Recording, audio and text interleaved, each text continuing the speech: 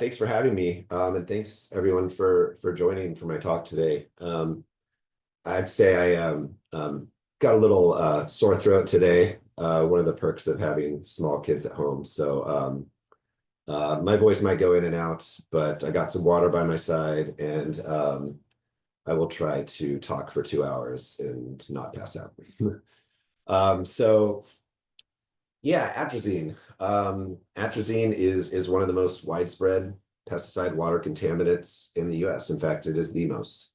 And it's really a really good example of why our country is falling so far behind in pesticide regulation compared with much of the rest of the world. So as Michael said, I'm a scientist at the Center for Biological Diversity, and my work focuses on pesticide regulation and policy. So hopefully I can share some wisdom with you all today and not thoroughly depress you.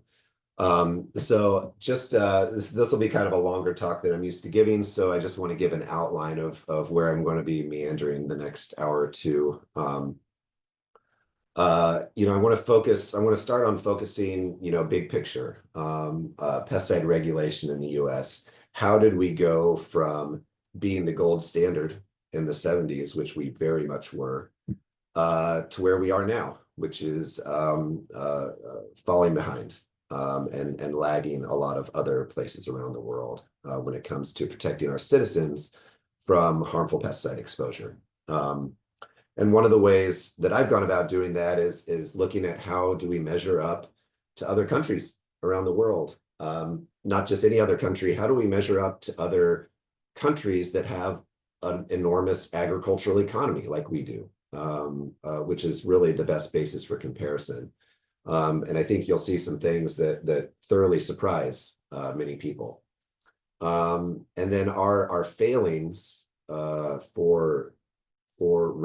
our failings in regulating pesticides doesn't affect everyone equally. There's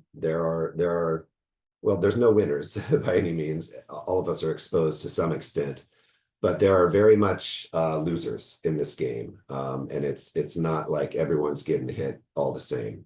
Certain communities are getting hit hardest.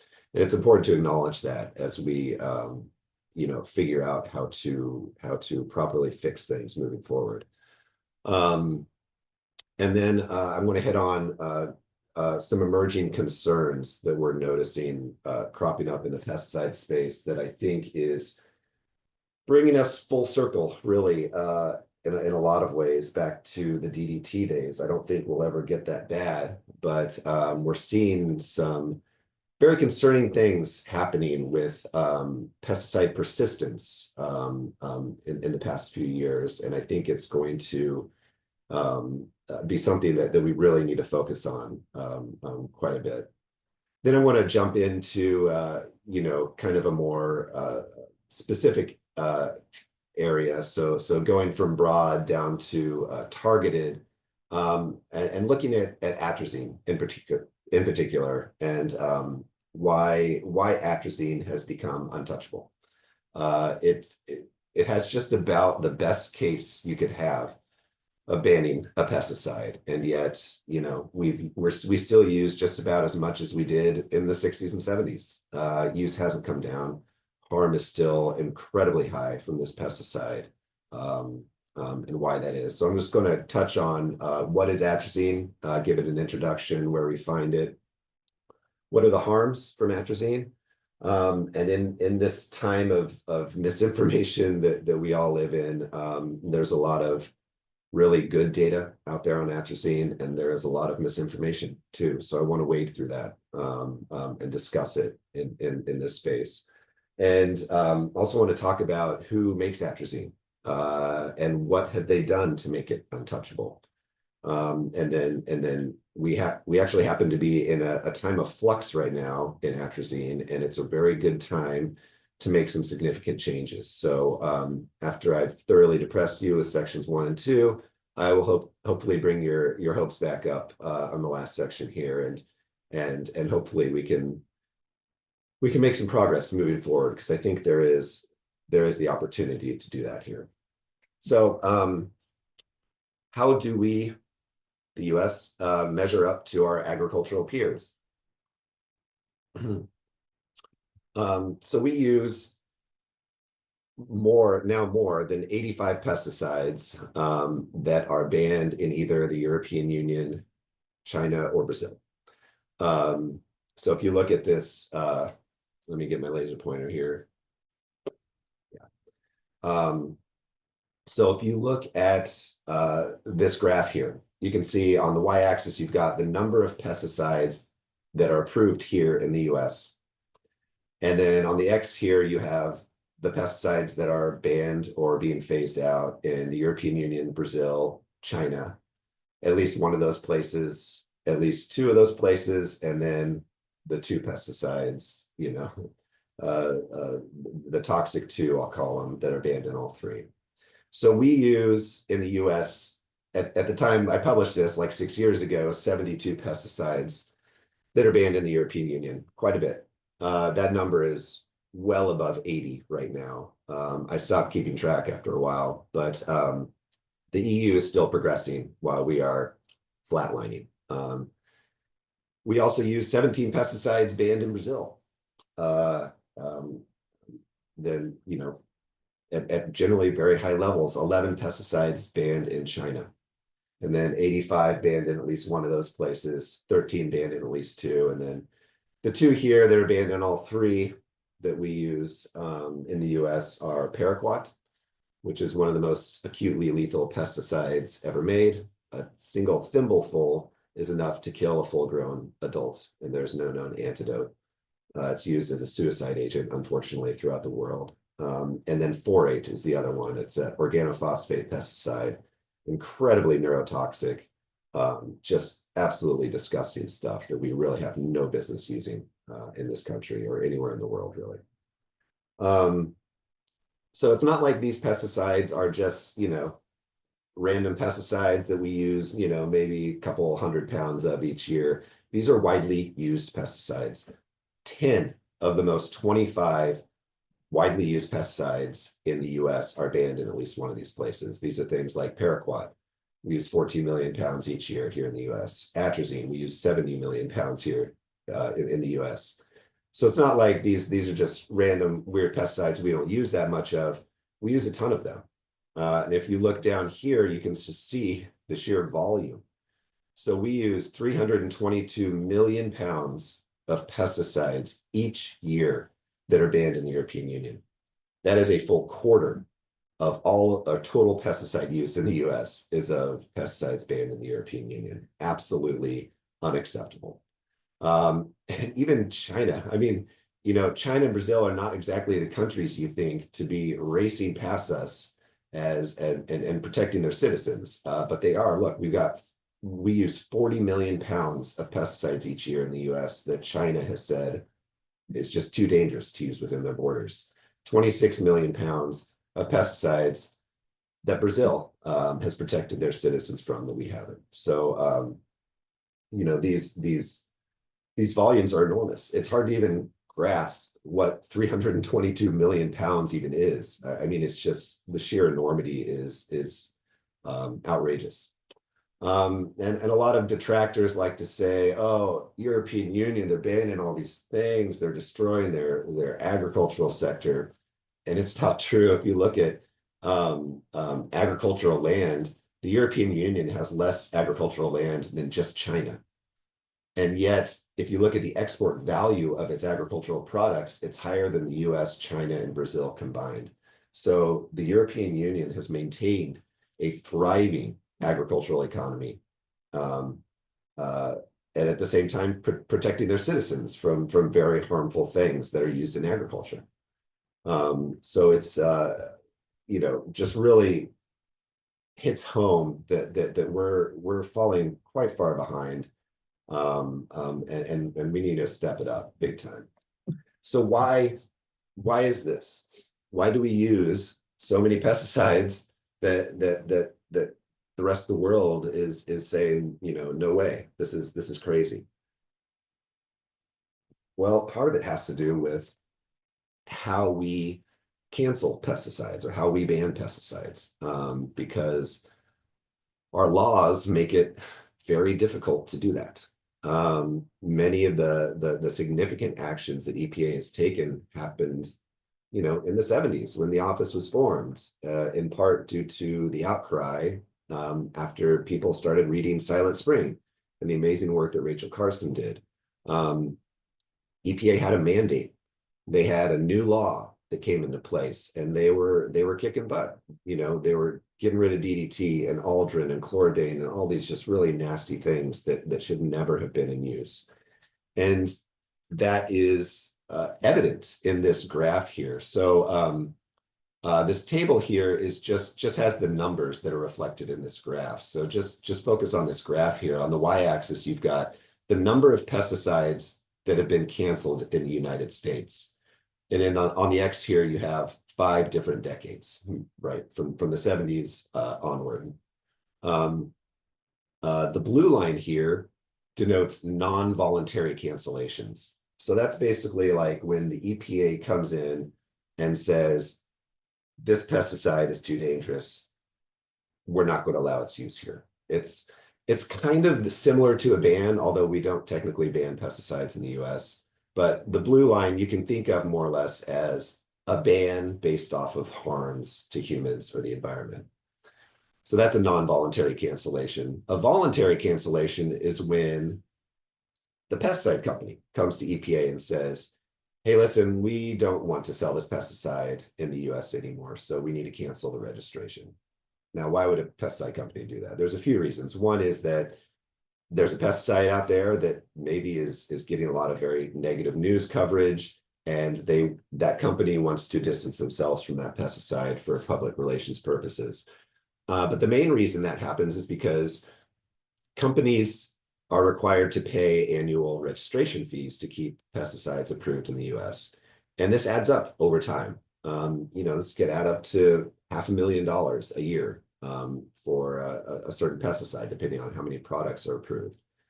So if the company is not making a lot of money off that pesticide, those registration fees don't really make economic sense to them, and they make an economic decision to stop selling a pesticide and canceling the registration in the US. So the blue line really denotes cancellations that are based off of human health or environmental harms, and red cancellations are generally because the pesticide's not selling that well. Either it's obsolete or there's a competitor product that is overtaking the market. And you can see in the 70s, the blue line was above the red line. EPA was canceling stuff. DDT, we're getting rid of it. And that blue line has gone down slowly to the point where it doesn't really exist anymore. I think there was one pesticide canceled in the 2010s. There's probably one, maybe 2 so far in the 2020s, but it's low. The EPA doesn't unilaterally cancel pesticides anymore. And they're pretty much reliant on the pesticide companies coming in and saying, we want to get rid of this. So you have bans that were going in place, earlier in the last 50 years that were based off of human health harms. Now, pesticide cancellations are generally based off of economic considerations and not necessarily what's most dangerous to people. So we're reliant on the pesticide companies to get rid of their own products, which is really quite sad. And it leads to a lot of dangerous products staying on the market. And similar to EPA's hands-off approach to canceling pesticides, we see, a lot of concerning things when it comes to approving new pesticides, because pesticides are constantly approved. Just this month, there will probably be another pesticide approved. It just keeps happening. And so what I did in 2017 and 2018 was I put in a public records request to say, okay, what's the approval rate, right? How many times is EPA saying, no, that's too dangerous, it's rejected? We found the approval rate, this is approvals of new pesticides, is incredibly high, 94%. So 94% of the time, a pesticide company comes to EPA and says, we want to register this product. EPA is saying, okay, go for it. And the other 6% of the time, all the rejections we found were due to procedural issues. So basically, the pesticide company didn't fill out their application correctly, and it got denied. So there's not one example we found in these 2 years where EPA rejected an application for a new pesticide based off of human health harms or environmental harms or anything. So, you know, everything goes, which is really worrisome. And it's not like all the pesticides that came in place in those 2 years were safe. We actually looked at individual products and found that, you know, there were 44 products containing neonicotinoids. These are widely implicated in pollinator die-offs throughout the world, and starting to become tied to neurological harms in children. There were 38 products containing glyphosate approved in those 2 years. Of course, tied to certain cancers like non-Hodgkin's lymphoma. Dicamba 2,4-D, these are two herbicides that are starting to replace glyphosate to some extent, really nasty things. There were 15 products that contained organophosphates. These are some of the most neurotoxic chemicals that we know about. And these were approved just 6 or 7 years ago. 17 products containing atrazine, 6 containing paraquat, 4 containing fumigants like chloropicrin and methyl bromide. Methyl bromide was supposed to be phased out completely because it's an ozone depleter, and you know, should go away just from us signing and ratifying the Montreal Protocol. But we've got some loopholes in place that allow methyl bromide to still be used, unfortunately. 91 products in these 2 years are restricted use pesticides. These are pesticides where you need to have a license in order to apply. And 69 pesticides that the EPA itself has found are either a known or likely carcinogen. So that doesn't even include things like glyphosate, where IARC, the World Health Organization, has said, you know, glyphosate is tied to cancer, yet the EPA has come to the opposite conclusion.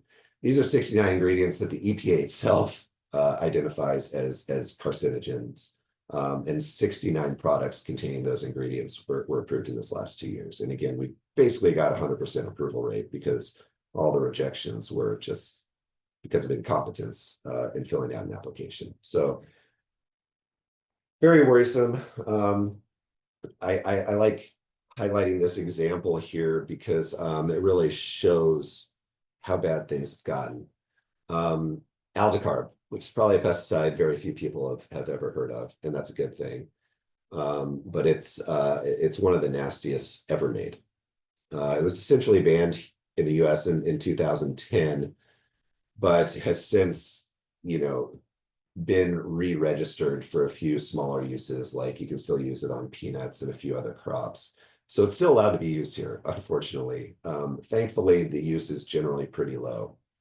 But it is responsible for one of the largest known outbreaks of foodborne pesticide illness ever to occur in North America. In the 1980s, some farmers applied it to watermelons in a manner that was not allowed. And it ended up sickening over 1,000 people. It was tied to the death of 6 people and 2 late-term miscarriages. So, and that's probably a gross underestimate of the harm that happened. So it gives you a sense of just how toxic this stuff is. I mean, imagine going into the grocery store, buying a watermelon, going home, eating it, and dying. I mean, that happened like 40 years ago. And thankfully, things have gotten better since then, but just a really terrible time in our history. It's considered one of the most acutely toxic pesticides ever used. It's banned in 125 countries. I mean, imagine getting 10 countries to agree on anything, and good luck with that, you know. But 125 countries, there's like not even 200 countries in the world. So it's like 60% of all the countries in the world have said, no, too toxic, you know, we don't want it here. It's listed on the Rotterdam Convention, and it's considered extremely hazardous by the World Health Organization, one of only about a dozen pesticides that actually make that high on the list. At the end of the first Trump administration, Aldicarb was given new life in the US. It was approved on oranges and grapefruits in Florida, and they allowed up to 2.5 million pounds of aldecard to be used on about 100,000 acres of orange and grapefruit groves in Florida. We sued them and got the decision reversed, thankfully.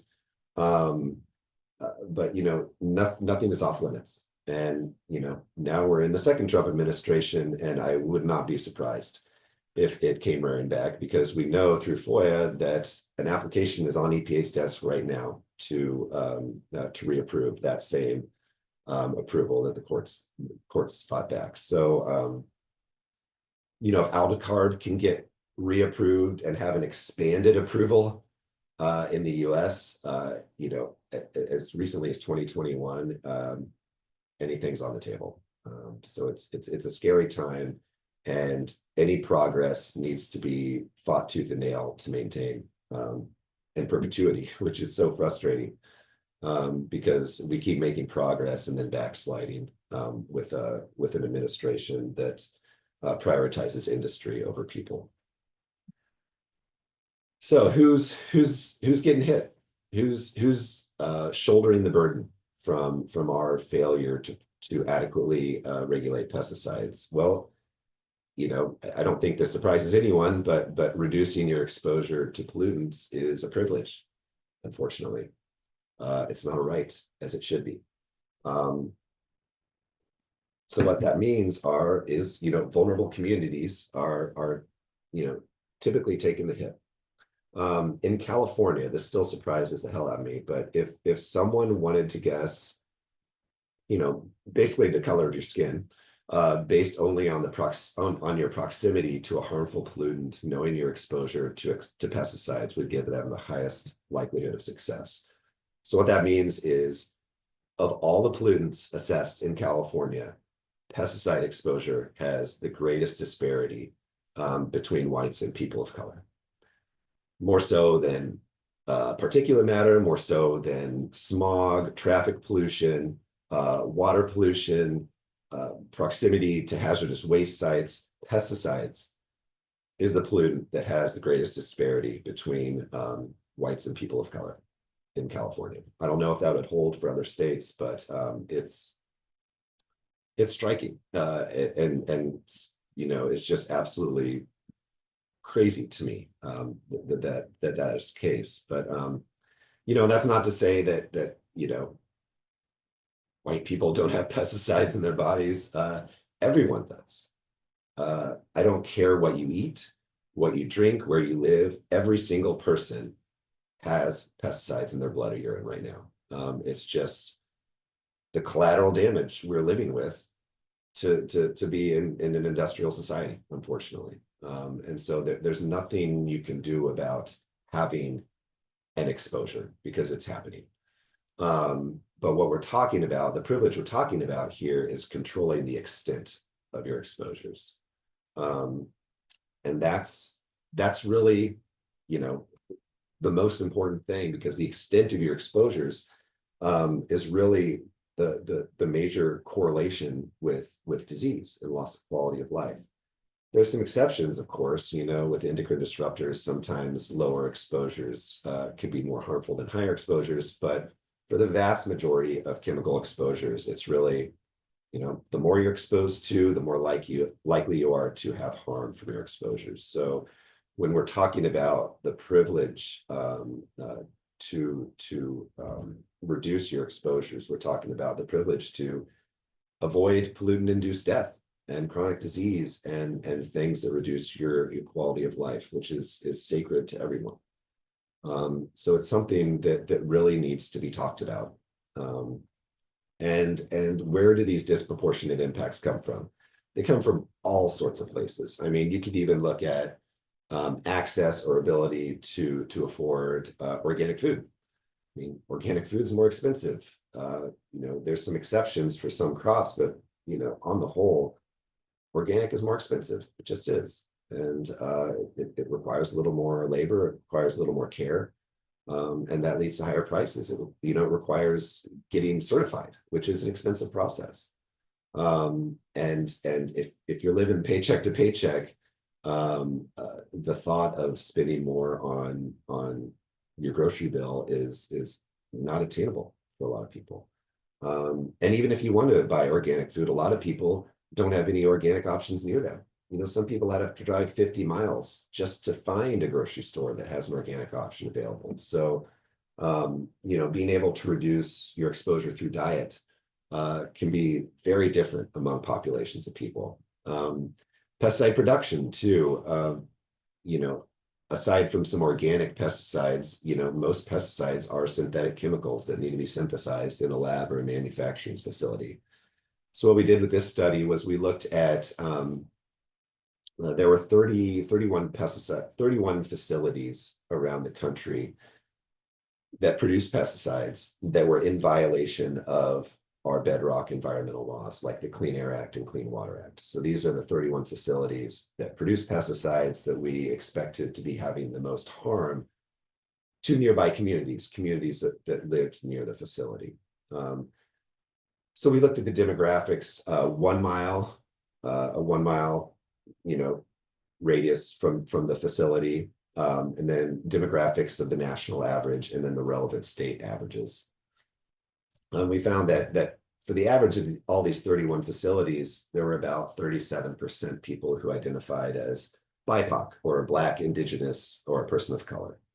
The national average is actually a little higher, which surprised us a bit at 40%. And then the relevant state average was about 6 points below that of the people who are close to the facility at 31%.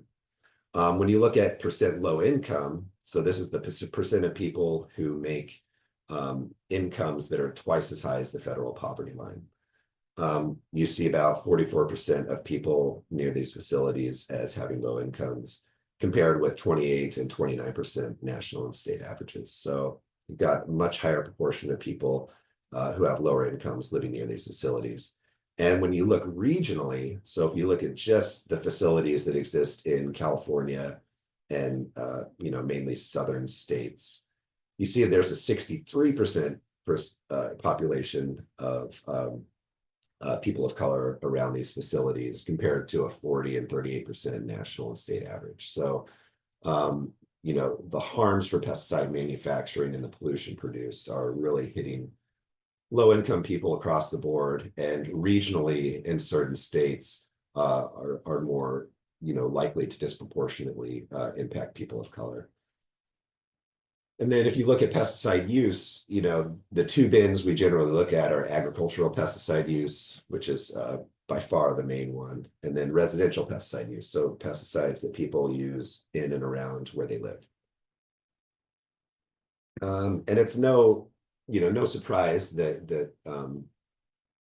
there's disproportionate exposures occupationally, given how segregated our agricultural labor workforce is. It's mostly migrant labor now from Mexico and Central America. The residential pesticide use, indoor exposures, so finding pests like cockroaches and rats and ants, and these things you definitely want to keep out of your homes. This often happens in structures that have a lot of people packed into a small space, and places that lack economic investment. So, you know, one of the major places to get hit by residential pesticide use and the exposures there are places like low-income public housing. And this reflects in people's exposure to pesticides, because if you look at, these are data from CDC's NHANES data set. So this is a nationally representative population that's tested for chemicals in their urine and blood. The CDC runs this. It's a great program. And so if you look at levels of pesticides in urine and blood, the NHANES data set identified about 14 or so pesticides. There are many, many more, but 14 or so that we were able to look at in our analysis. And almost 60% of those 14 pesticides had higher levels in blood and urine in Mexican Americans than the total population. About 70% of those pesticides had higher levels in blood and urine in blacks than the total population, and then only about 20% had higher levels in whites than the total population. So you see this disparity in pesticide exposure among different racial and ethnic classes. And so, historically, the CDC's data set only tracked these three demographic groups. It's better now. I think there's about 10 or so demographic groups it looks at, but since we were reliant on the historical data, we could only look at differences in these three groups. So just want to go through this a little bit more. The Worker Protection Standard is the main regulation governing protections from occupational pesticide exposure. While most jobs are overseen by OSHA, the Worker Protection Standard is enforced and overseen by EPA, which happens to be the same regulatory authority that is in charge of approving pesticides in the first place. So it's really not a great system by any means. I certainly wouldn't say OSHA is highly venerable and some sort of gold standard, but let me tell you, it's a whole heck of a lot better than EPA basically overseeing an approval that it itself made. So what we see is the Worker Protection Standard, which are things like, an employer needs to provide the proper protection equipment for a worker, like gloves and goggles and stuff like that. Or a worker needs to make sure that workers aren't in the fields when a helicopter comes over and dumps pesticides on the field.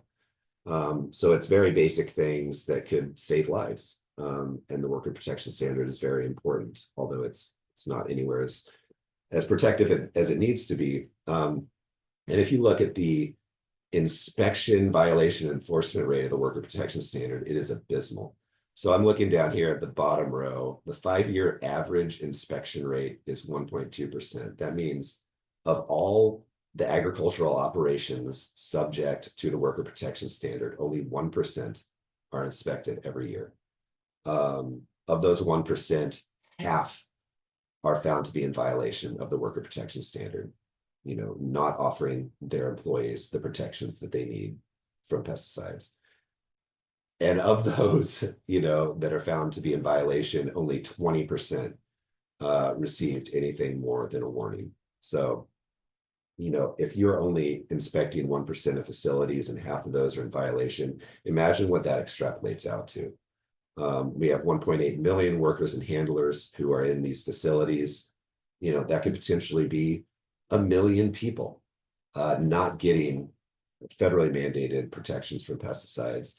And if, these agricultural operations only have a 20% chance of getting anything more than a slap on the wrist, what's the incentive to do the right thing?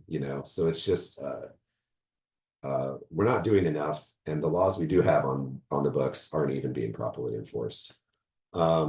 We export quite a few pesticides banned here to largely developing countries. This is a terrible practice. The European Union is in the process of stopping this practice. It too is a bad actor in this. But pesticides that we have deemed too dangerous to use within our own borders, we are fine with companies exporting those to mainly the global south.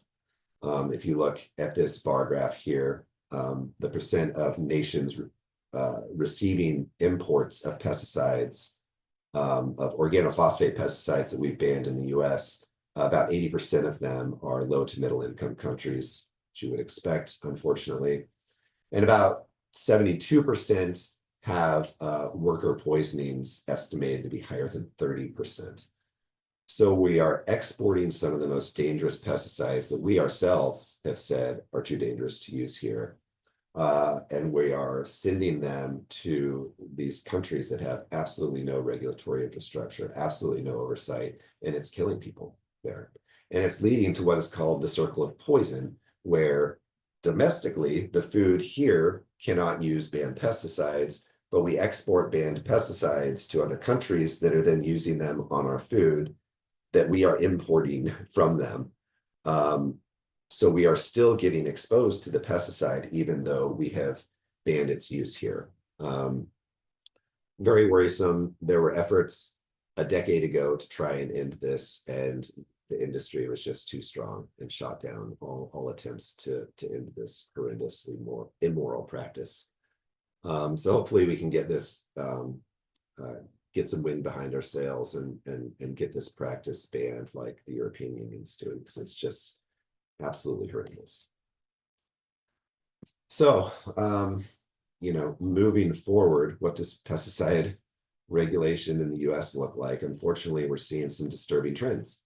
I'm sure a lot of you have heard of PFAS, per and polyfluoroalkyl substances. Agrochemicals are increasingly being PFASified, if that is even a word. PFAS is basically a highly fluorinated chemical. When you think of PFAS, most people think of like PFOA, which was the subject of the movie Dark Waters by Mark Ruffalo, a very good movie I recommend.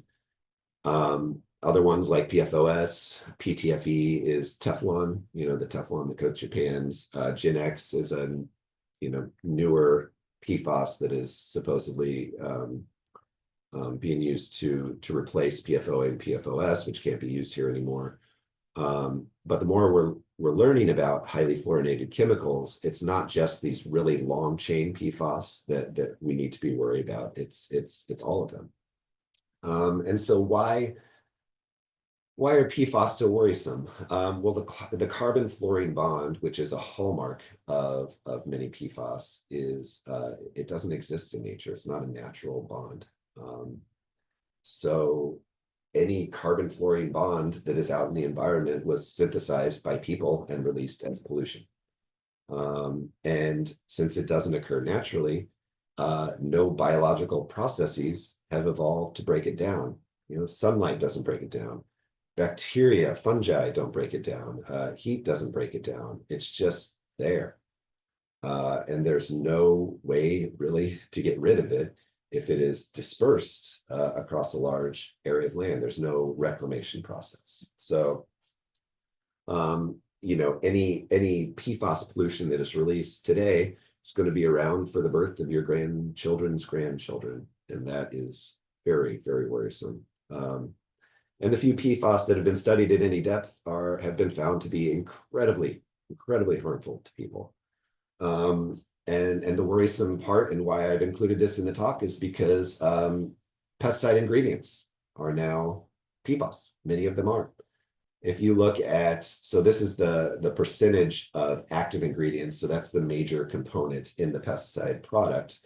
The percentage of ingredients that are either organofluorine, so that means a chemical that has at least one carbon fluorine bond, but not necessarily a PFAS. And then if you look at active ingredients that are bona fide PFAS, that means they have at least one fully fluorinated carbon. If you look at all the approved pesticides, we've got about 1,200 or so in the US. About 20% are fluorinated to some extent, and about almost 15% are straight up PFAS. 15% of active ingredients in pesticide products are PFAS themselves. Very worrisome. And the trend is not good. If you look at the pesticides that have been approved in the last decade, 60% are fluorinated and nearly 30% are straight up PFAS. So the trend in the industry is to highly fluorinate your pesticide. Highly fluorinate your pesticide chemical. And it is a terrible trend that I think is going to have lasting impacts. And this is just kind of an example of what that looks like. So this is broflanilid. This was approved a few years back. You can see the molecular makeup of this chemical, and it is highly fluorinated. These Fs here are fluorines connected to carbons. So, and this is reflected in its persistence. So if you look at the half-life in soil, half-life is just how long it takes for one of the bonds in that chemical to break. 6 years, right? Half-life in water, about 6 years too. So we're looking at, and that's just how long it takes for one of these bonds to break. Then, the clock pretty much just starts over. So what we're looking at is over decades, this thing being slowly chewed up until you've got, you're basically left with this little guy here, this benzene ring with a bunch of carbon fluorine bonds, and that's not going anywhere. I mean, that's going to have a half-life on par with DDT. So we're seeing trends in persistence that are absolutely backwards. I like to highlight this quote from a colleague of mine, Kyla Bennett. If the intent was to spread PFAS contamination across the globe, there would be few more effective ways of doing that than contaminating pesticides with PFAS, just because of the extent that we use these chemicals and the hundreds of millions of acres of land that is treated every year. We did the calculations. There's between 23 to 35 million pounds of PFAS active ingredients that we use in the US each year. And we're not really monitoring what that means. What I mean by that is that there's only about 20% of the PFAS active ingredients have been actively monitored by the federal government in water. So we have about 66 PFAS active ingredients that are approved to be used in this country. Some are widely used, others are not used that much at all. But, only 13 of those have actually been monitored in waterways across the country by the US Geological Survey. And of those 13, 12 have been found. Some are widespread water contaminants, some, pop up here and there. But if you're finding 12 out of 13 and you're only monitoring for 20% of those pesticides, that's a problem. I mean, the worry here is that we're missing so much.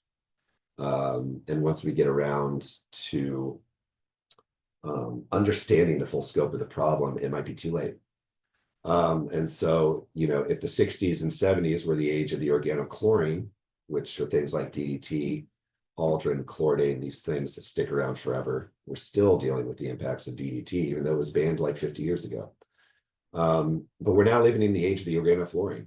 It's not just pesticides, it's really a lot of synthetic chemicals are going this route, and the legacy impacts we're still trying to grapple with, and probably won't be fully understood for many generations from now. So the takeaway here is pesticide regulation in the US is broken. And we started out really strong and we backslid ever since. And that's not the direction we need to be going. Not everyone is sharing, their share, I guess, if you want to call it that, of the burden. Some people are getting hit really hard, others not so much. So it's everyone's getting impacted to some extent, but the extent of our impacts are very different. And then, I think we're really coming full circle back to the 60s and 70s when it comes to persistent pesticides. And that's something that should keep us all up at night. So with that broad overview, I want to really focus in on atrazine. And before you fall asleep, I want to let you know that this story's got everything. It's like a made-for-Netflix movie on its own. We got water poisoning. We got political meddling. Okay, we got a whole heaping load of corporate malfeasance, apathy, vengeance, conflicts of interest. This has got everything. So stay tuned. I assure you this will be of interest. So I focus on atrazine because it's really a microcosm of the problems we face in this country. If you understand what's happening with atrazine, you understand the first half of my talk. You understand why we are so far behind. So what is atrazine? Atrazine is like I said, the most widely used, the most widely found pesticide water contaminant in the US. And it's the second most widely used pesticide in the US. So I'm sure everyone knows of glyphosate, the active ingredient in Roundup. That is by far the most widely used pesticide in the US and the world. We use about 300 million pounds of glyphosate every year. Atrazine is second. It's number 2. We use about 70 million pounds a year, which is quite a bit less than glyphosate, but quite a bit more than most other pesticides. So it has, it takes the number 2 spot unfortunately, widely used, banned in 60 countries throughout the world. And, what is the European Union now? Like 27 countries or so. So this is far beyond, oh, it's just Europe banning it. 60 countries throughout the world have banned atrazine, and yet it is our second most widely used pesticide in the US. Absolutely unacceptable. Where do we find atrazine? Well, atrazine is used mostly in the Midwest.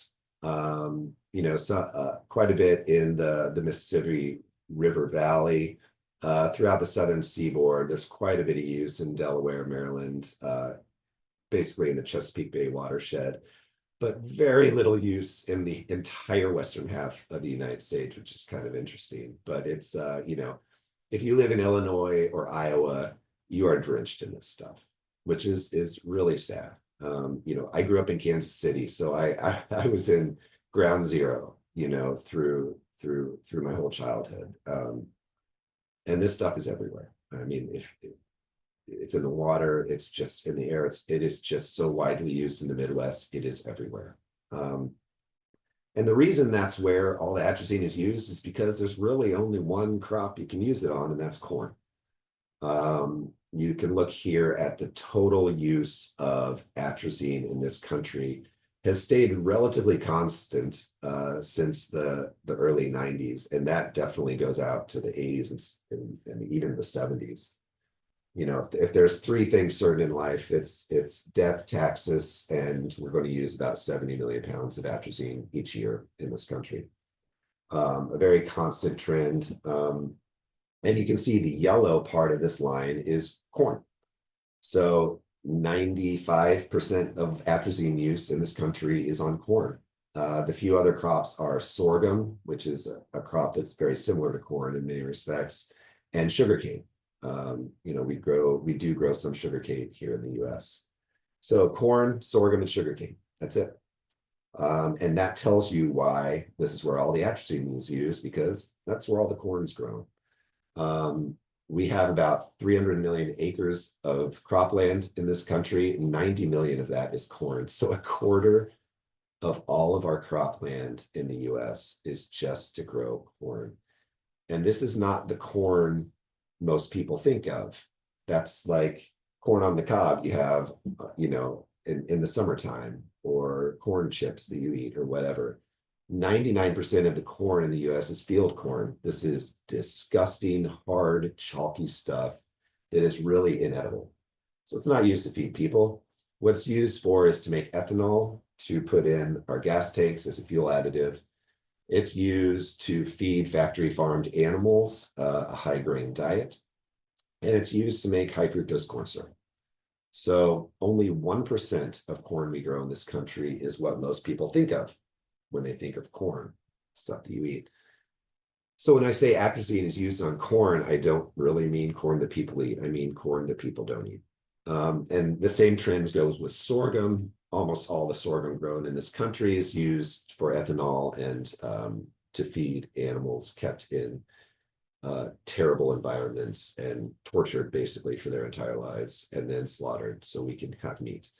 And sugarcane is, of course, just sugar. It's mainly used for processed food. It's not really food. It just makes food more palatable for some people. So the reason I go into that is because I want to make it clear that almost every single drop of atrazine used in this country is for fuel, to feed factory farmed animals, and for processed food. It is not used to make nutritious food for people to eat.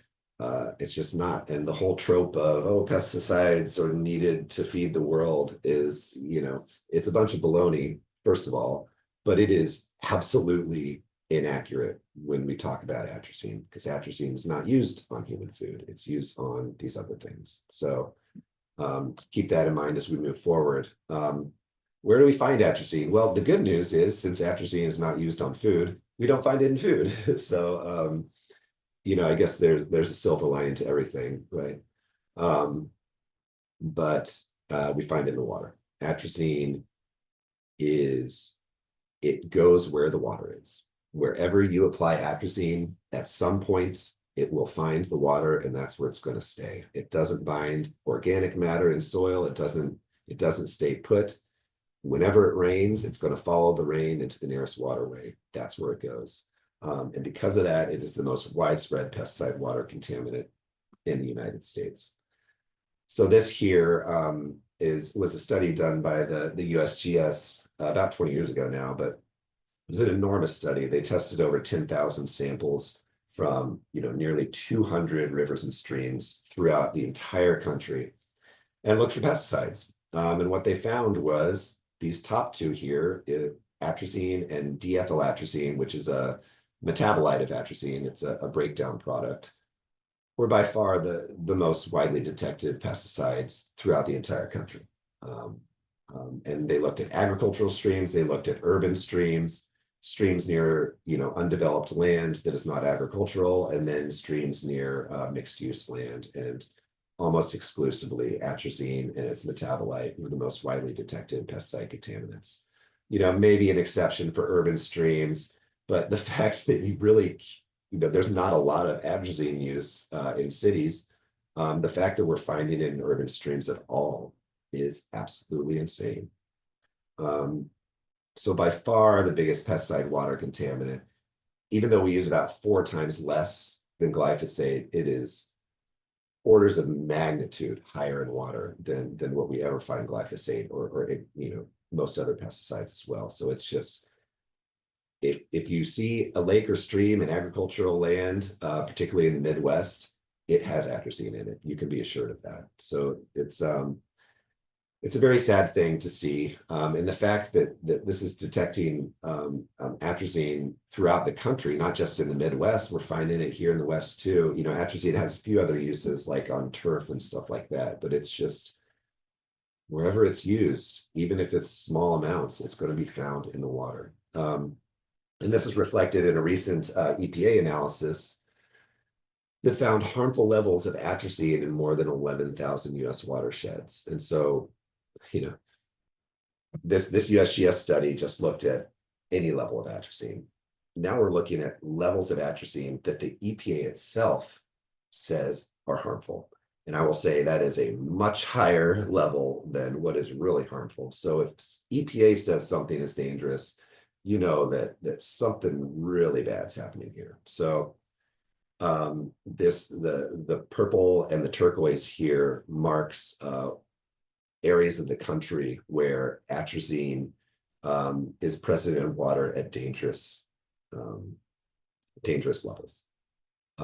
This covers about 1/8 of the entire landmass of the continental United States, about 250 million acres. There's no other pesticide that even comes close to that level of water contamination. So, you want to clean up the water, you got to start with atrazine. It is just absolutely terrible. So the purple here is where, the level EPA finds is harmful is anything above 9.7 parts per billion. The turquoise here is like 4 times higher than that. So this isn't just, waterways that are just a little bit above the harmful level. We're looking at, half of an order of magnitude higher than what EPA itself considers harmful, which again, I'm going to say is much higher than the science indicates. So incredibly worrisome here. So we know where atrazine is. It's in the water. It's mostly in the Midwest, in the South. But what are the harms from atrazine? And this is where I kind of want to dive into addressing, kind of popular concerns about atrazine with what really the science says. So there's a lot of misinformation out there, and a lot of it are being promoted by nincompoops like this. This is Alex Jones. He believes that atrazine is causing animals and people to be gay. Okay, this is what he believes. Actually, if you're, if you're looking for a good laugh, Google Alex Jones gay frogs, and you'll see him absolutely scream at the top of his lungs like a madman that the government is putting atrazine in our water and it's turning the frogs gay. So it would be funny if it wasn't so crazy and sad, but I will say that his crackpot theory comes from the fact that at low concentrations, very low, like, a part per billion, which is about a dropper full of red, just a drop of red dye in an Olympic-sized swimming pool. That's the low concentrations we're talking about here. It's almost homeopathic in a way. But levels as low as like a part per billion can cause genetically male tadpoles. So these are frog embryos and tadpoles that have male genetics to develop into sterile hermaphrodites, which have both sexual organs but are sterile. And then about 10% of these frogs essentially have their testes resorb, and they develop fully functioning ovaries. And can actually mate with other male frogs and produce viable offspring. So incredibly worrisome, these studies, particularly to frog populations across the country, amphibian populations across the country, because if you're not producing any males that can reproduce, think about the population effects that could have. And I think atrazine is really turning out to be an enormous factor in amphibian decline throughout a lot of the country. So this is the science that he's using to promote his theory. However, it really doesn't take a lot to know that hermaphroditism and gender really have nothing at all whatsoever to do with sexual orientation. So that's a big swing and a miss. He's reaching, he's almost got it, but it was a big whiff. It's a cautionary tale, really, of what happens when you don't teach sex ed in schools. So the lack of understanding of basic biology can lead to something like that. So this is a false theory. It's misinformation. And I want to address this one too. So there is another theory out there which I think resonates with more people than what Alex Jones thinks, and that is that atrazine impacts gender identity. So people like Bobby Kennedy and right-wing media personalities like Tucker Carlson think that atrazine is turning kids transgender and gender nonconforming. And again, this theory comes from what I just explained to you about atrazine's effects on frog development. So the development of errant sexual organs in frogs. And again, it's hermaphroditism and gender assigned at birth, which is kind of in a lot of ways what the frog studies are looking at, really don't have anything to do with gender identity. That's a common, people misconceive that a lot. But I think it is important to just talk about this a bit and explore it a bit, because I think a lot of people equate something like lower testosterone levels or the development of multiple sexual organs as being something that could impact someone's gender identity. So I want to address, drawing parallels from frogs to humans, because everything I've seen about these two and the theory about atrazine, causing kids to become transgender is really just based on the frog studies. And I want to caution people from putting too much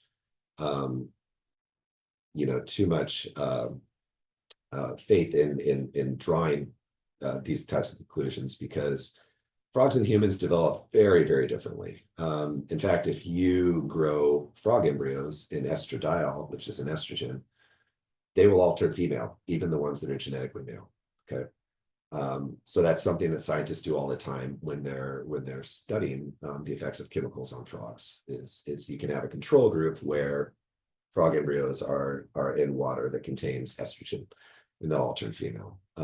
Yet all of us humans were bathing in estrogen in the womb, regardless of our genders, regardless of our sexual orientation. In fact, you can't even conceive without estrogens. So estrogen is an absolutely essential part of all of our development. And it's really coming to conclusions about how humans develop and drawing comparisons with frogs is fraught with uncertainty and really needs to be addressed properly. And so I'm going to call strike one on this. Doesn't mean it's wrong, but we just gotta put an asterisk when we're drawing conclusions between frogs and humans because there's lots of differences. So let's look at where atrazine is used and where trans people are. You can see this map, this blue map over here is where people who identify as transgender live. Biggest proportion is in Hawaii. Atrazine is used very little in Hawaii. And in fact, as of a few years ago, it's been banned in Hawaii. So, you see where trans kids live is very different than where atrazine is used. In fact, it's almost the inverse. Granted, this is not like a perfect comparison because you really want to know where trans kids were born, because that is when, exposure in the womb would happen. But at the very least, you would expect to see some sort of correlation between these maps, and there is absolutely none at all. In fact, the correlation seems to be inverse. And then if you look beyond the US and look just at the world, the highest trans non-binary population is in Europe, Germany, Sweden. They haven't used atrazine for 20 years. And even before that, they didn't really use all that much of it because Europe is not, they're not exactly known for their corn. So, where trans kids live and grow up and where atrazine is used, it's just really has no correlation at all. So I'm going to call strike two on that. But let's look at, temporal trends. Let's see what that looks like. So in general, we know the younger you are, the more likely you are to identify as trans. The age group that has the highest proportion of people identifying as transgender is age 13 to 17. Much higher than 18 and older. So what's like 17, if you were born 17 years ago, that would be 2008, right? If you were born 13 years ago, that would be 2012. So we're looking right around here. You can see it really doesn't make sense that people are identifying as trans when you have more people are identifying as trans when you have no change in atrazine use at all. In fact, there seems to be a bit of a dip around there. So the temporal trends with when you would expect trans kids to be born with atrazine exposure really doesn't line up either. So, I can't say with 100% certainty that atrazine isn't impacting kids' gender identity. Because absence of evidence is not evidence of absence. But what I can say with 100% certainty is that, the available scientific data just do not support it whatsoever. And I know it can be easy to listen to someone like Bobby Kennedy talk, who is very eloquent and he speaks with authority and say, that resonates with me. That makes conceptual sense with me. But, from my opinion, I think he's really shooting at the hip on this one. And I think what I'll go to show you is that there's a lot of reasons to ban atrazine. Why do we need another one? Especially one that's on such shaky scientific ground. I think these theories really do come from a place of fear. And people of a certain age, I'll include myself in that category. I'm no spring chicken anymore. But a lot of people have gone their whole lives without even knowing or hearing hearing the word transgender, knowing anyone who's come out as transgender, and now all of a sudden you're smacked with it in the face 24/7 because a political party has decided to weaponize it. And I think it's unfortunately human nature to want to make sense of that and to pathologize it and to identify conspiracy theories. But I don't think that is helpful here. I think it really, a lot of it comes from an ideology that is very anti-LGBTQ. This type of language stigmatizes an already persecuted community. And I think it delegitimizes very real fears that many of us have about atrazine. like I said, if there's 10 reasons to ban atrazine, why do we need an 11th reason? Let's just get rid of it already, and we can ditch this completely. So what I want to say is moving forward, let's try and ditch the distractions. Let's focus on the science.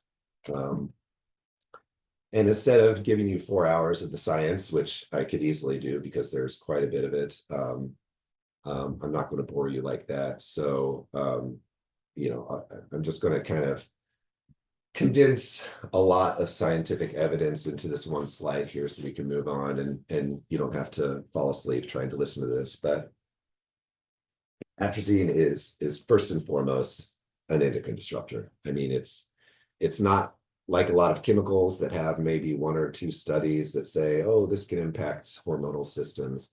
It's got dozens, hundreds even. I mean, it's just, even the EPA recognizes it as an endocrine disruptor, which again is saying a lot. So it's the poster child of an endocrine disruptor. I'd say of all of our, hormonal pathways in our body, atrazine is probably impacting half of them. I mean, don't quote me on that, but it's a lot. I mean, it's hitting pathways left and right. And I think that's why we're seeing so many harms from it. I think pretty much every demonstrated effect of atrazine is rooted in its ability to muck with our hormonal systems to some extent. Atrazine is currently regulated by EPA via its ability to suppress an LH surge that happens that triggers the onset of ovulation. It is also involved in the onset of puberty as well. So that's what EPA says is the most sensitive impact from atrazine. It is an impact from atrazine. It's certainly not the most sensitive impact. If you feed mice a level of atrazine that EPA identifies as the no observable adverse effects level, the NOEL, these mice will gain weight. They'll have reduced sperm quality. The effects are there. So EPA is not regulating atrazine based off its most sensitive effect as it should be. It is regulating it based on an effect that it believes to be most sensitive. And California, which is often farther along on the cutting edge than EPA is, has listed atrazine as known to cause reproductive toxicity. Studies have associated atrazine exposure with many fertility issues like reduced sperm quality, irregular menses in women.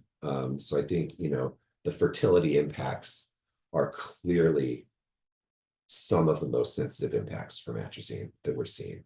And while fertility generally receives a lot of the focus, it's really just the tip of the iceberg, because atrazine exposure is associated with things like spontaneous miscarriage, preterm birth, even birth defects like gastroschisis, which is a birth defect that happens when a child's intestines will sort of develop through their abdominal wall and basically be born with something like a hernia. And it's reversible, it's treatable, but it requires surgery. And surgery on a newborn is incredibly stressful for not only the child but for the parents as well. It's gastroschisis is increasing. It seems to be increasing in incidence, and I think the data tying atrazine to that birth defect is quite strong. And although no authoritative bodies yet consider atrazine to be a carcinogen, IARC doesn't. Many governments don't. I think that's going to change. There's a recent study out of the National Cancer Institute, which is part of the NIH, done on the agricultural health study cohort, which is an enormous epidemiological study following pesticide applicators, about 90,000 pesticide applicators and their spouses throughout their life in, I believe, Iowa and North Carolina. And it follows this population. It gets, good information about what pesticides they are being exposed to, and the health outcomes that they generally suffer through later in life. Study tight atrazine to increase incidence of lung cancer and non-Hodgkin's lymphoma in this agricultural health study cohort. So really solid evidence. And I think in the next 5 or 10 years, we're going to be seeing a lot more people talk about atrazine's links to cancer. So, that's the human health harms. I would say the environmental harms are even worse, if that's possible. So what can we tell from the canaries in the coal mine, which are endangered species? These are species that are on the brink of extinction. Some of them only have 100 or 200 individuals left on the face of the planet. Their light is slowly being snuffed out. An EPA analysis on how atrazine is impacting endangered species across the country found that it's likely harming over 1,000. So we have about 1,700 endangered species in the US, and atrazine is harming over 50% of them. Absolutely devastating. Either directly by harming them or indirectly by, say, reducing the ability of plants to pollinate and feed, reducing the ability of plants to flower and feed pollinating insects and stuff like that. So we are really making the planet sick. And in the process, we're making ourselves sick. So how has atrazine become untouchable? Why is this pesticide that I just explained to you is harming people, is harming the environment? Why is it still around? And not only why is it still around, why do we use so darn much of it? It's because it has some of the most powerful friends in the world. Atrazine is controlled by Syngenta. I would say atrazine is not on patent anymore by any means. So any company can make pesticide products containing atrazine, but by far the market share is controlled by Syngenta, which is a Swiss-based company. They also make paraquat. Syngenta has since been acquired by the Chinese state-owned Kim China. So this has basically, keeps the trend of multinational corporations profiting from poisoning our soil, our water. Not that it would be any better if a US company was doing that. It certainly wouldn't, but it does kind of add insult to injury in a lot of ways. This company makes $2 to $3 billion every year just on the herbicides that they sell, and atrazine is their flagship product. So I would say probably about $1 billion at least of profits each year just from this one pesticide. And what is always the case has been always the case with pesticides, especially with glyphosate and paraquat and some others. We've learned a lot from class action lawsuits that have discovered and released documents, internal company strategies and memos. And that's the case with atrazine as well. So Syngenta was sued in the early 2000s by cities and municipalities that were having to deal with so much atrazine water contamination, and they wanted recompense for that.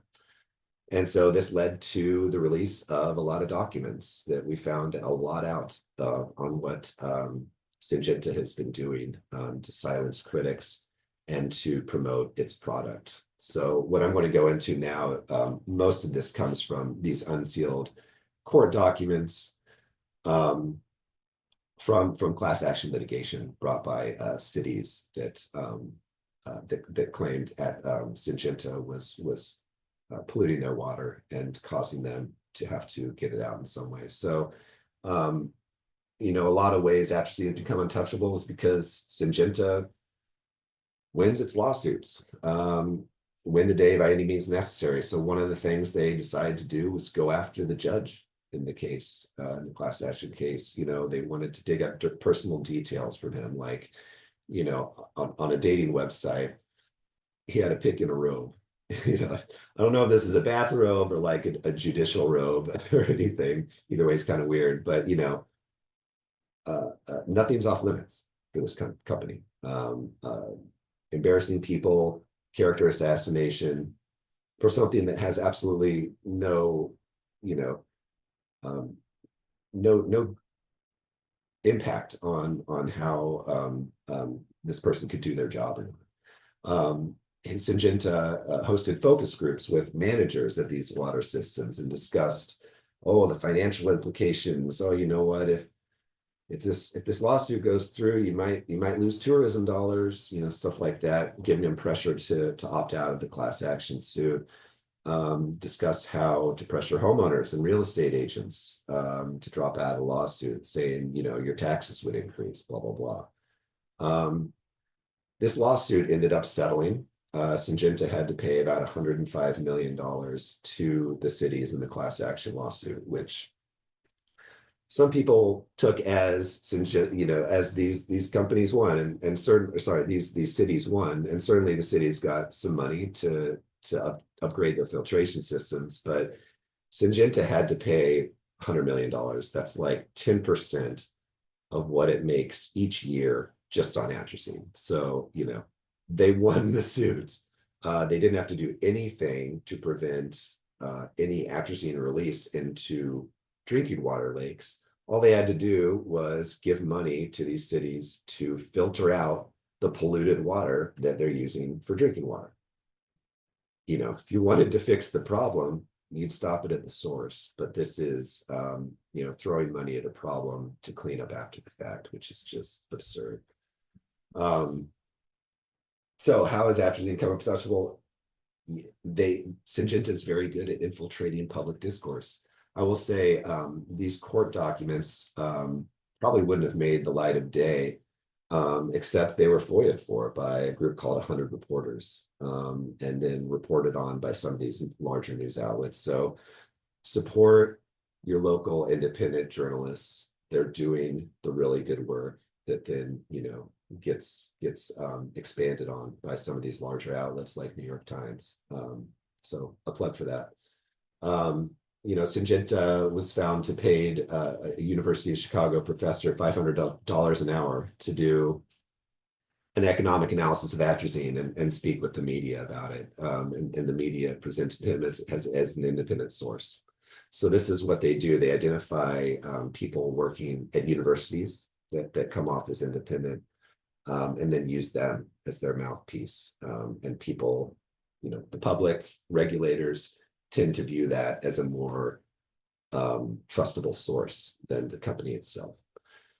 They maintained a supportive third-party stakeholders database. About 130 people and organizations the company knew would support atrazine. They often required payment too. And when needed, atrazine would call on this crew and coach them to say or to write what they wanted. Sometimes op-eds would even be ghostwritten by Syngenta. And then they would go to their list and say, okay, who's the best person to put their name in? Payments were rarely, if ever, disclosed. Syngenta was very careful to conceal their involvement because they knew if this came from the company, no one would trust it. So they're making it seem like it's coming from someone else, so people will eat it up. The American Council on Science and Health. For those of you who are familiar with the glyphosate Monsanto papers, you know about this organization. They were given a lot of money by Syngenta over the years. In fact, they called Syngenta the lifeblood of their organization. And ACHH went on the attack when a New York Times story came out looking at atrazine and water contamination. The president of ACH was called a great weapon by Syngenta, and ACSH was touched on by Last Week Tonight with John Oliver on his episode on astroturfing, which I highly recommend going to watch. So this is it's an industry front group, and they do a lot of work in the pesticide realm, unfortunately.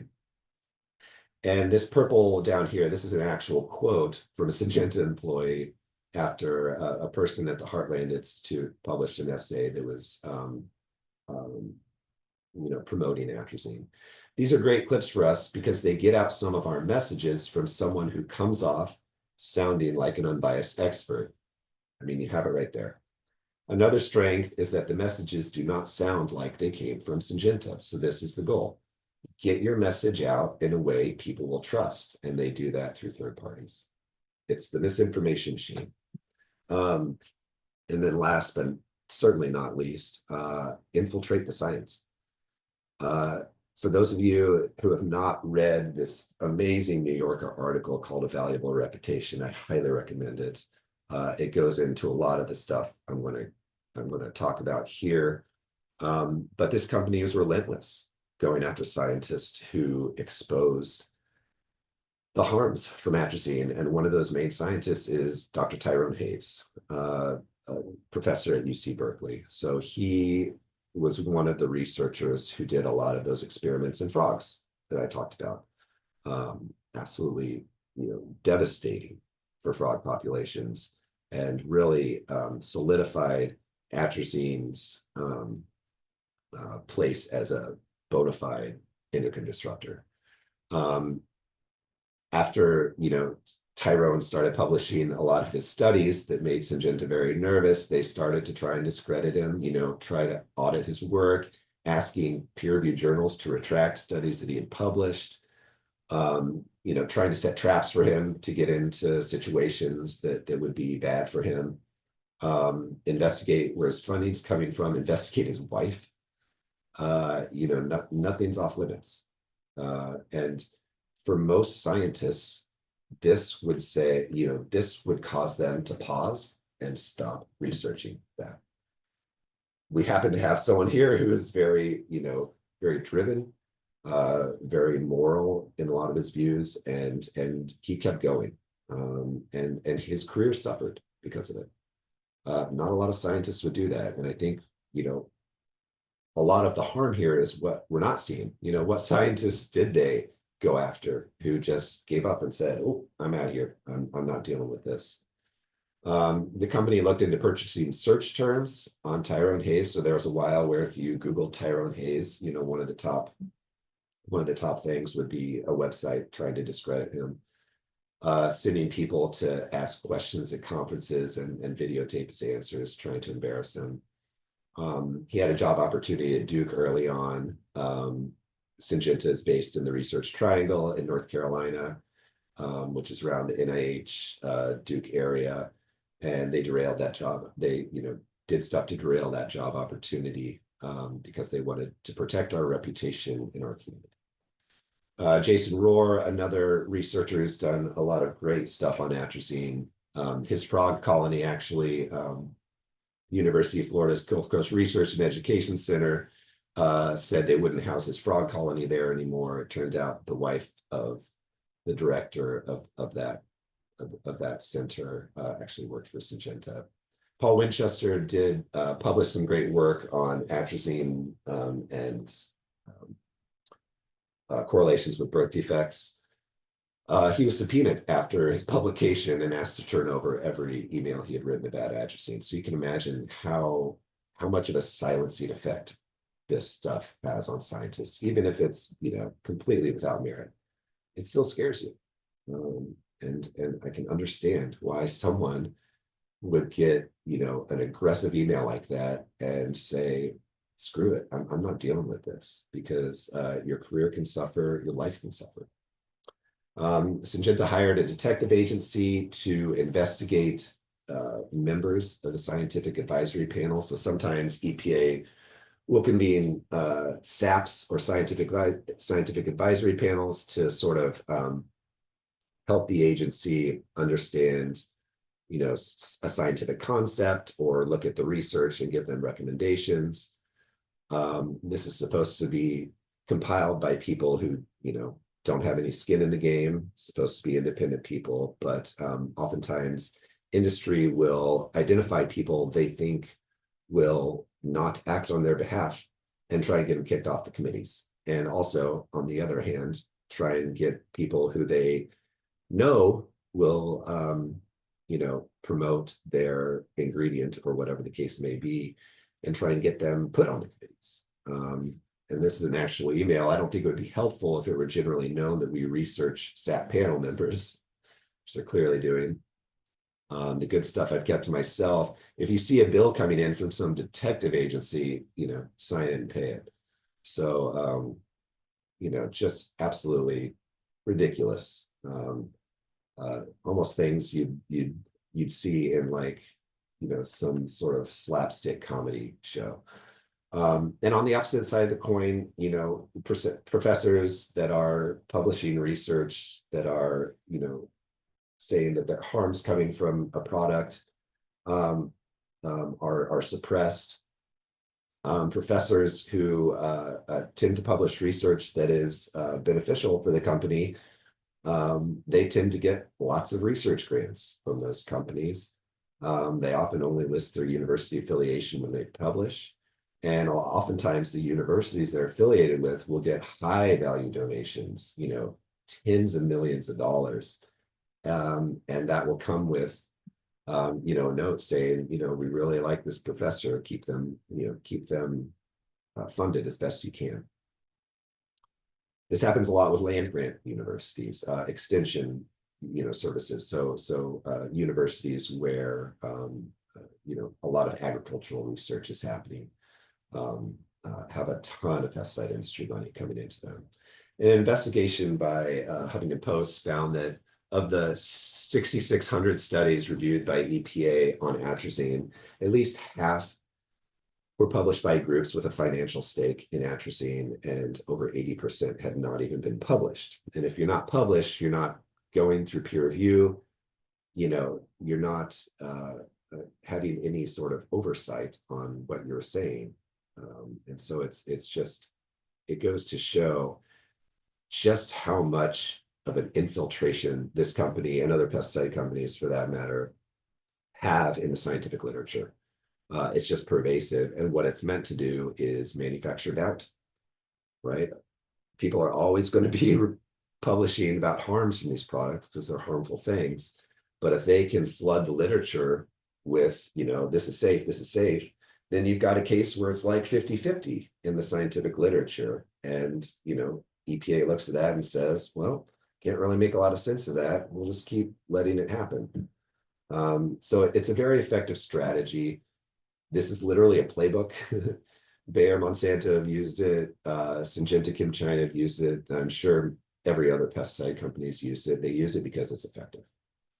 And atrazine has been the beneficiary of that, as well as many other pesticides. So what is going on with atrazine right now? As I mentioned, it was kind of in a state of flux right now. There's a lot happening with atrazine right now, which I think gives us an opportunity. Atrazine is in a process right now called registration review, which is a legally mandated process that has to happen with all pesticides, where their approval has to be reassessed every, the statute says 15 years, but in practice, it's like every 20 or 25 years. But the EPA does have to reassess the new scientific literature that's come out since its last approval and kind of keep reapproving. And the goal here is to make sure that it is incorporating new research and making sure that it's, something that was once approved is still safe for use. Unfortunately, most of the times it is, but sometimes this process allows an off-ramp for a pesticide. And so it is effective in that way. So with atrazine in 2020, the first Trump administration increased the allowable levels of atrazine in waterways by about 50%. So around 2004, the acceptable level of atrazine in waterways was 10 parts per billion. In the first Trump administration, they raised that to 15 parts per billion. So, you could have waterways with 15 parts per billion that the government would deem safe now. That happened with the first Trump administration. In 2022, the Biden EPA actually brought it back down considerably to about 3.4 parts per billion. So they reduced it by about threefold from its 2004 levels. And they also proposed to stop allowing aerial application of atrazine. So you can still dump atrazine out of airplanes, which is crazy. And they wanted to prevent application within 2 days of rainfall, the idea being that maybe it would reduce runoff to some extent. So not anywhere near what we needed. But at least, things got a bit better in 2022. And then what happened is what always happens. The Farm Bureau type groups, the pesticide companies threw a temper tantrum, put a lot of pressure on the administration. And then in 2004, the EPA came back and said, you know what? We're going to bring water levels back up to 10 parts, well, 9.7 parts per billion, which is basically 10. So we started at 10 parts per billion, went up to 15, went down to 3.4, and now we're basically back at 10 again. So a huge pendulum swing, which got us a whole lot of nothing. And they also reversed their proposal to end aerial applications. So now they said aerial application is fine, and you can apply it close to times when it's going to rain considerably. So an enormous disappointment.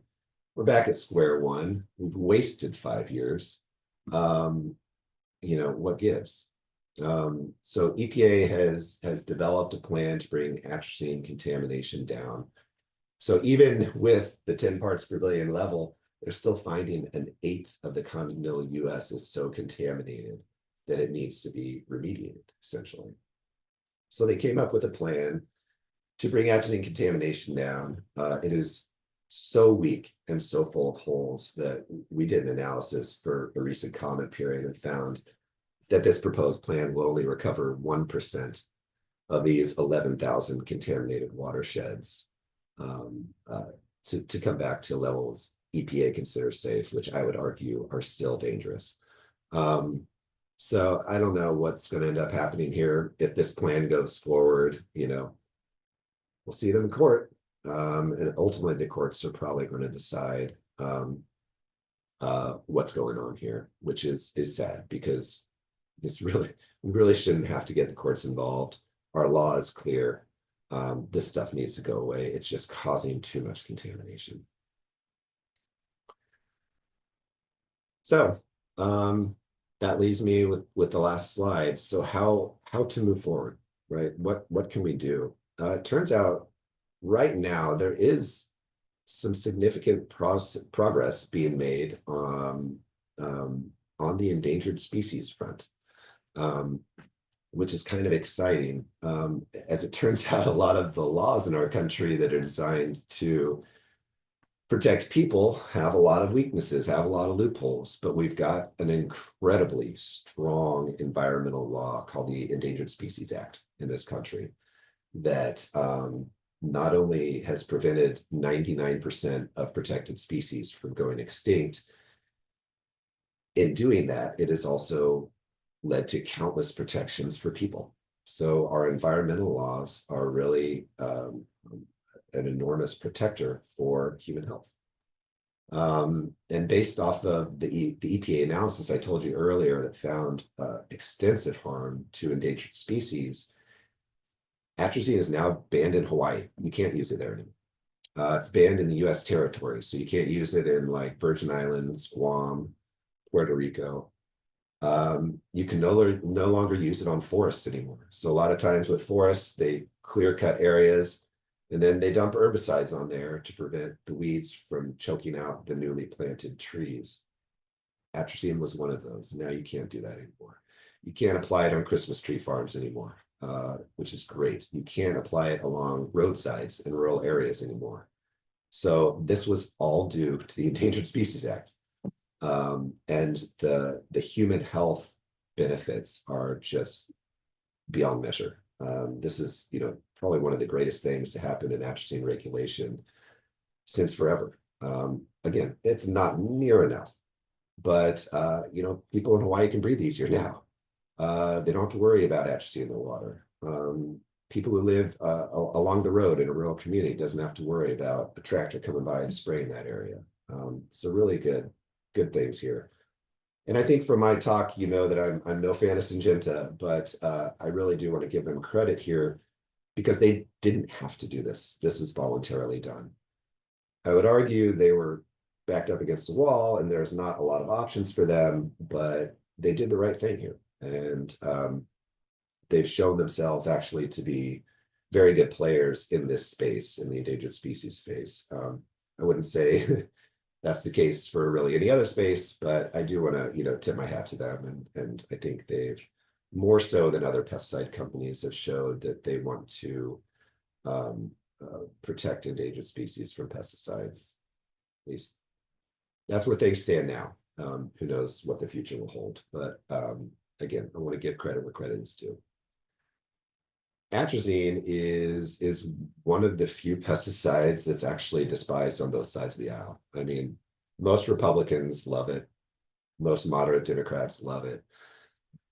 But there's a lot of people who don't like it on the ends there. I would argue that a lot of the Republican opposition is in, not based on the right reasons, but a lot of people on the right dislike atrazine. I'm not sure what that means moving forward. Ultimately, the MAHA movement, I think, will really, any progress made in the next 4 years will come from this movement. And MAHA makes me nervous because I agree with some of the rhetoric and things that this movement highlights and cares about, like reducing exposure to harmful pollutants. But I personally just strongly disagree with most everything else, like, the vaccine and the raw milk stuff. So it puts scientists in a difficult position, I think. But the way I see it is, we can work with this movement on shared goals and just agree to disagree on everything else. And the fact of the matter is, I would rather accomplish 1 or 2 or 3 good things this next 4 years than absolutely nothing, which is the alternative.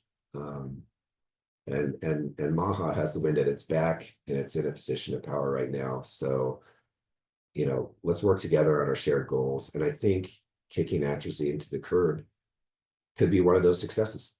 So, let's get it done.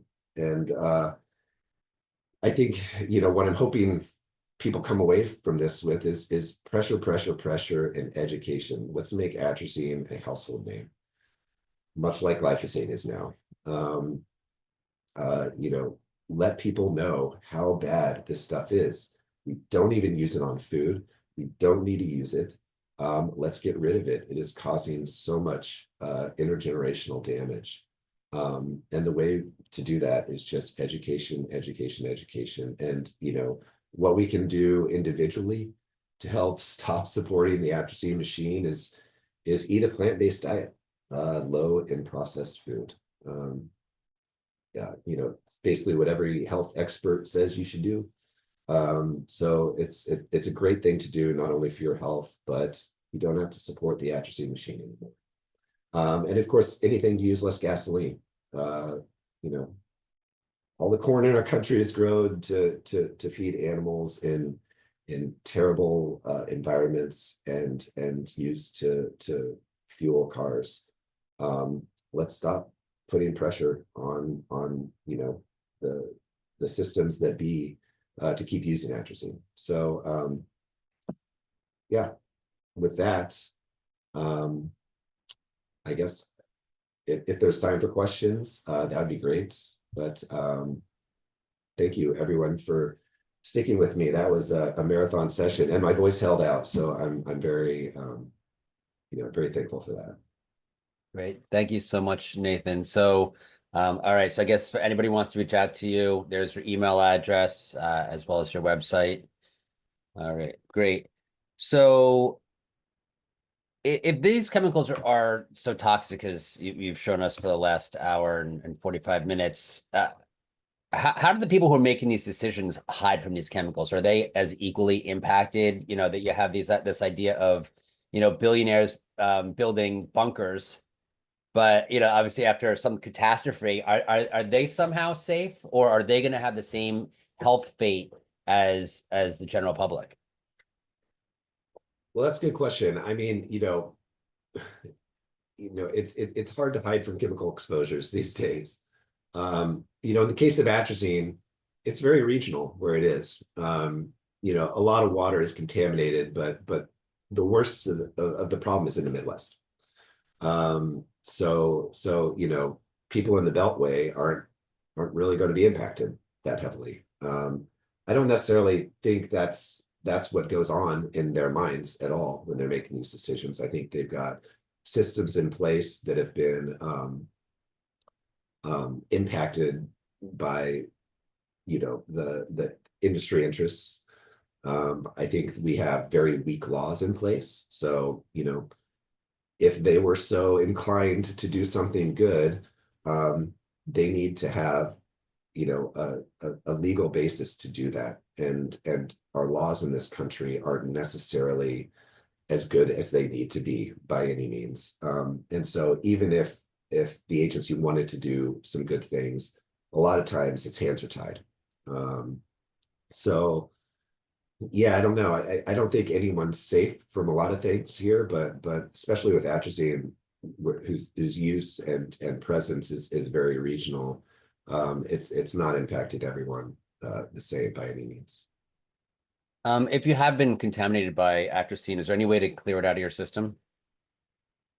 That's a good question. I don't know. That would probably be a better question for a medical doctor. I don't really have a lot of expertise in how to detox your body. But I will say atrazine, even though it's a major water contaminant, you can pretty effectively get rid of it with a dual stage carbon filter. So it's compared to some other contaminants, it's relatively easy to remove from water. So filtering your water is not just for atrazine, but for everything. If that's something that you have access to and have the means to do, please do it. You mentioned that some of the pushback on atrazine was for the wrong reasons. Can you go into that? Yeah, so I think like I mentioned before, I think there is a certain ideology out there that atrazine fits into. And so if you, just because of the enormous changes that can happen in frog development, I think it in some ways has been used as a weapon in a lot of ways to advance an ideology that is anti-LGBTQ. I don't think, a lot of these people don't care, to understand how gender identity develops or how human sexuality develops. It's more, how do we find a way to, advance our hate-based political ideology? And atrazine, what we've seen is has been used in a weapon in that way. So I think that's why a lot of people on the right typically dislike atrazine, because they've heard Alex Jones, they've heard Tucker Carlson, and they believe that that's the reason why many kids are identified as transgender these days, rather than because we live, thankfully, in a more progressive society where people feel more comfortable to speak their truth. So that's sort of what I mean about that is there's a lot of good reasons to hate atrazine, but what we've seen by some people is that they're using the wrong reasons to hate atrazine, and it's ultimately delegitimizing the real reasons why we should be banning this stuff. Is the movement growing? Like, is it, there's so many, people have been working on this stuff for decades. Do you see that things are getting bigger, or they're stagnant, or, you've seen that, we've also seen where things gain popularity, then go back down. Where is the movement to fight these types of chemicals at? That's a good question. These movements can change on the drop of a dime. And so I think what we see with atrazine is it's not the pesticide with the most name recognition. That would be glyphosate. And so when we talk about pesticides, I believe a lot of people, think that glyphosate is the most toxic one out there. And that's the focus. And I don't want to minimize that. Glyphosate is not a safe chemical. But as someone who studies pesticides, I can tell you there's a lot more things keeping me up at night than just glyphosate in the pesticide world. There's some really dangerous, nasty stuff out there where exposure, even though we use a lot less of some of these other pesticides, exposure could even be higher. And so I think with atrazine, some people have heard of it, most people haven't. But it's something that kind of ebbs and flows throughout. I would say in the early 2000s, when a lot of these fog experiments came out, um, atrazine was on the ropes, and there was a chance, especially connected with the class action litigation that was happening, that there was a chance we could have gotten rid of atrazine in the early 2000s. But big corn and the pesticide industry proved to be too powerful for that. And then things sort of slowed down a little bit after that fight was lost. But I'm hoping we're going to see an upswing here as more people realize that, wow, we're in this stage where something could actually happen here. And we have a movement where people are becoming, legitimately very scared about some of these chemical contaminants in the environment, and they're starting to make their voices heard politically. So now, as opposed to 20 years ago, when you almost we were almost able to get atrazine out, do you feel like more people are aware of this issue now, or have they gone back to sleep?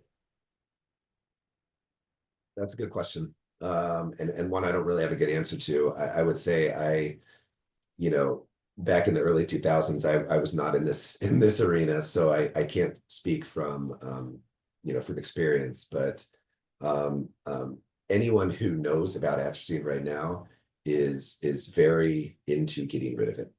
I think the problem we have is that there's so much to keep track of, so many chemicals, most of which names we can't even pronounce. And so I think the biggest barrier right now is just lack of awareness.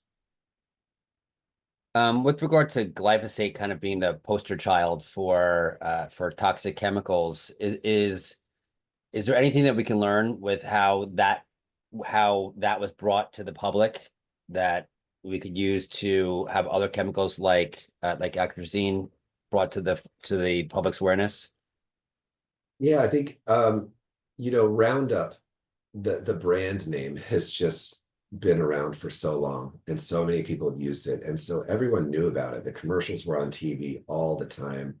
It was the brand name. I mean, a lot of people don't even know about glyphosate. They just know about Roundup and its harms, and don't even know that the main ingredient in Roundup is glyphosate. So it's not necessarily that glyphosate's a household name. It's just that the brand name Roundup has really um, just people recognize it and they know it. And they're like, oh yeah, my dad used to use that when I was a child, or, whatever the case may be. And then of course the litigation, the non-Hodgkin's lymphoma class action litigation really brought it to the forefront in a way that nothing else could. So, I think as the same with atrazine, there was a lot more knowledge about it, a lot more awareness of it when it was going through the litigation, and there were the media stories and the big $100 million settlement. People were like, whoa, this stuff is being used out there. But when it's not, kind of in your face all the time, which is what happens when these successful class action litigations happen, it's just kind of out of sight, out of mind. Um, is regenerative farming something that is feasible in order to compete against the use of these types of toxic chemicals? And is anyone actually doing regenerative farming at a large scale, to your knowledge, that can kind of displace the use of these chemicals? Sure. I mean, this is a little bit outside of my expertise area, but the problem I see with regenerative farming is it has no real definition. With organic, you know what you're getting because there's a definition, there's a very strong label. With regenerative farming, what we see is the same with, for folks who are familiar with integrated pest management, or IPM. These are terms that were sort of developed as a way of promoting good agricultural practices, can very easily be co-opted by big agriculture to prolong the status quo. And the problem is, if there's no strong definition of what that means, then it's easy to co-opt. And so what we see is with integrated pest management, which started out as a great movement to reduce pesticide use has been so watered down and so co-opted by industry that it's basically meaningless at this point. I don't know if the same thing is happening with regenerative agriculture, but I know there are efforts to try and weaken what that actually means so that the status quo can move forward. So I think regenerative farming can absolutely be done to scale. It needs to be done smarter. It's going to require a ton of infrastructure investment. And I think the only way to get that done is to get the US government to fund these transitions, because it's hard to transition from a pesticide intensive practice to a regenerative practice. It's not easy. And so if we can get regenerative to actually mean something, to define what exactly that means, and then get some economic investment and some buy-in from the agricultural community to move in that direction, I think that's great. And I hope we see that happening. So it sounds like the term regenerative is a lot like, has the potential to be a lot like greenwashing or like cage-free, where it doesn't really have a that people think it does, and therefore makes people feel good without actually changing anything on the large scale.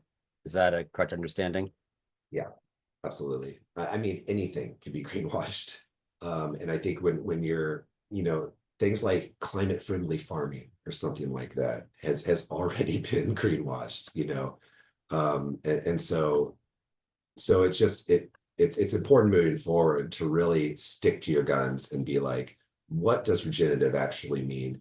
How can we do it? And how can we prevent corporate agriculture from taking it over and from diluting it to something meaningless so they can sell their products and to a consumer community that is more educated.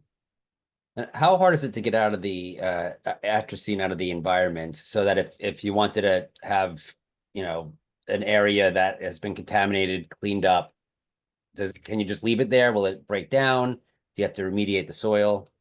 It takes a while. It's a pretty long lasting one. I think they did a study in Europe that they were still finding atrazine in groundwater 20 years after it was banned.